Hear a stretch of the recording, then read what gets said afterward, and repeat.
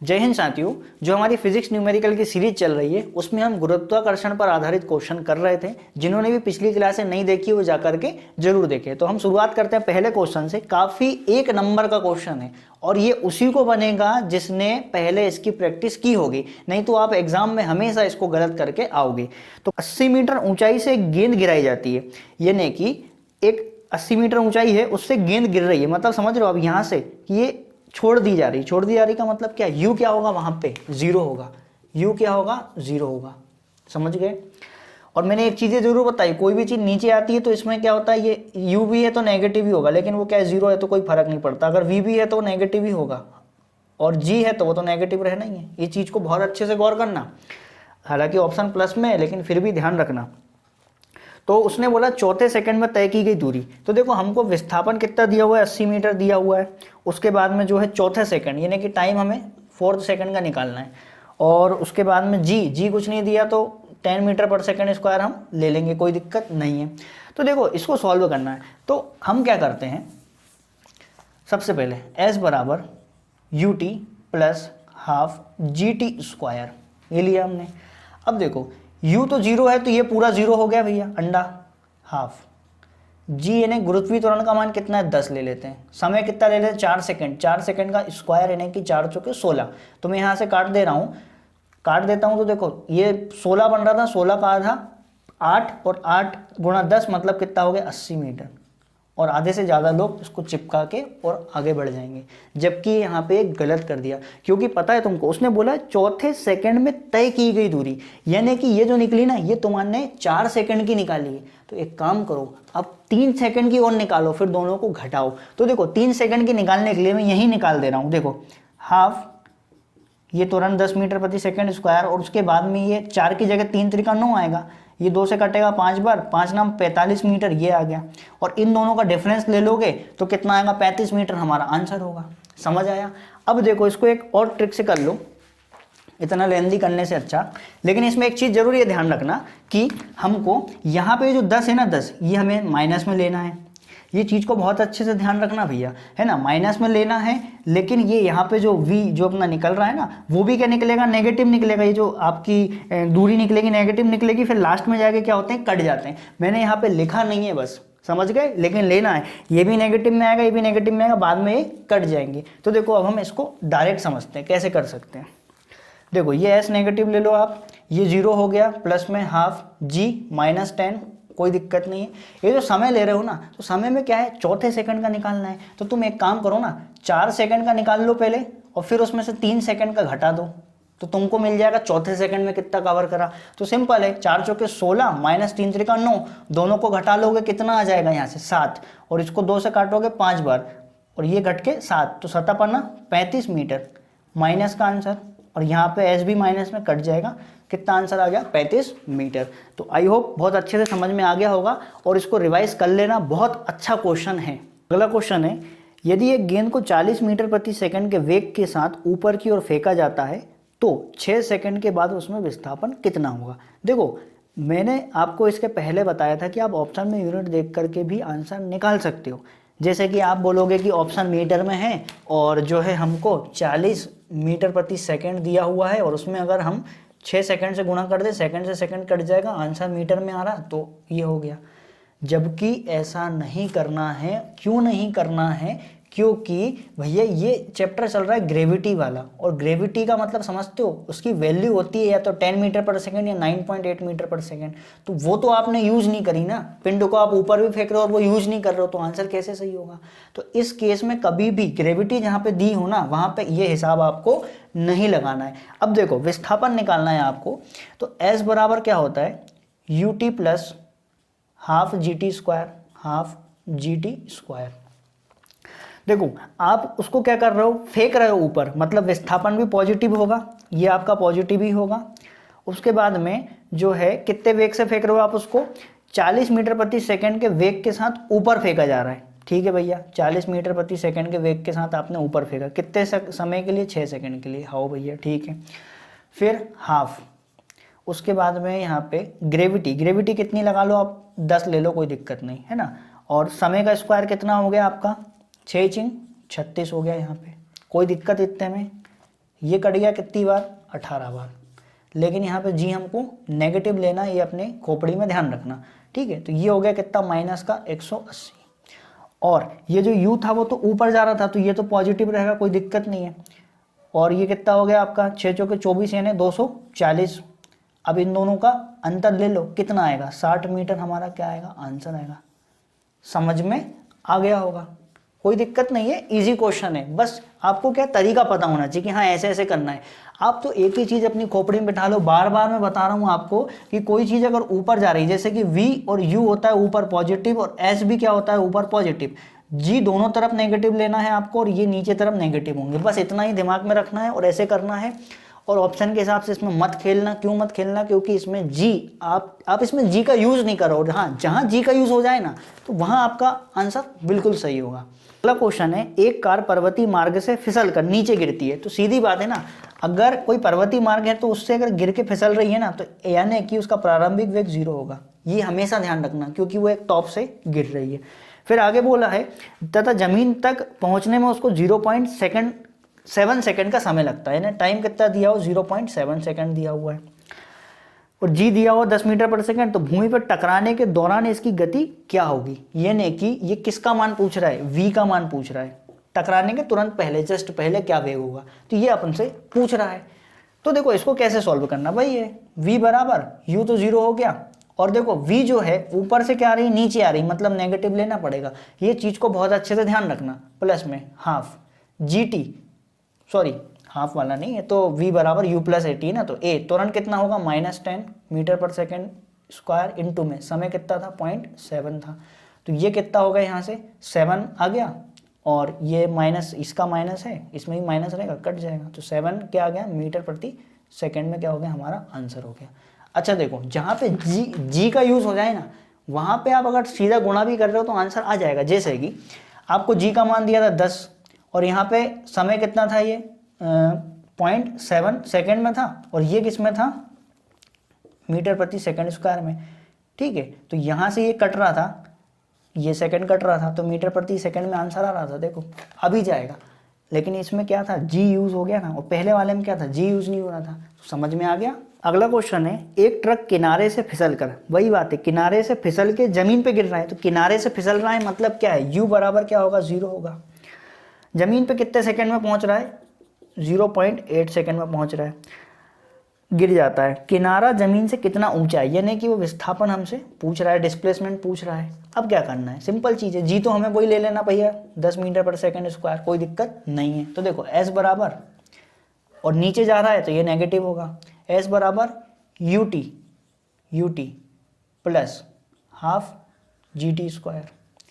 अब करना क्या है भाई, u तो 0, ये तो 0 ही हो गया, प्लस में हाफ, g हमेशा नेगेटिव होगा, तो माइनस का 10 मीटर पर सेकेंड स्क्वायर। t जो है कितना दिया था, 0.8, इंटू में 0.8 हो जाएगा, क्योंकि 2 बार लिखाएगा वो, माइनस का s। अब क्या करना भैया, कुछ नहीं करना, ये 5 बार कट गया, हाँ ठीक है, कट गया 5 बार। अब 8 अटैया 64, 8 अटैया 64, और 64 पंजे कितना होगा, 320, यानी कि कितना हो जाएगा, 3.2। सिंपल है, कुछ करना नहीं है। और ये यहाँ से माइनस में आएगा, और ये माइनस में ऐसे, दोनों कट गए, 3.2 क्या हो गया, मीटर में आंसर हो गया। कोई दिक्कत, सिंपल है, आराम से आएगा। कुछ यहाँ में मैंने विशेष नहीं किया, 8 अटैया 64 होता है, और 64 कोई भी संख्या में अगर 5 का गुणा कर रहे ना, तो उसका आधा करके एक 0 लगा दो, खत्म, आंसर आ जाता है। वैसे ही तो ये मैंने कर लिया, कोई दिक्कत इसमें, समझ में आ गया होगा।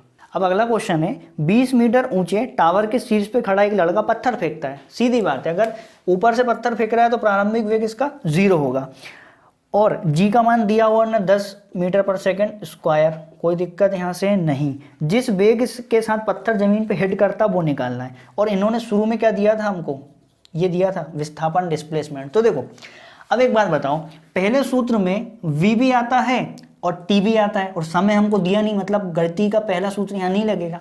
दूसरा वाला अगर लगाने की मैं कोशिश करूँ तो दूसरे वाले में हमारे पास क्या नहीं है, समय नहीं है, समय यहाँ से नहीं है, और समय फिर निकालेंगे, फिर उसमें रखेंगे, तो क्या है, टाइम ज़्यादा लगेगा। तीसरा वाला जो नियम है ना, वो क्या है, v स्क्वायर बराबर u स्क्वायर प्लस 2as, यही तो है।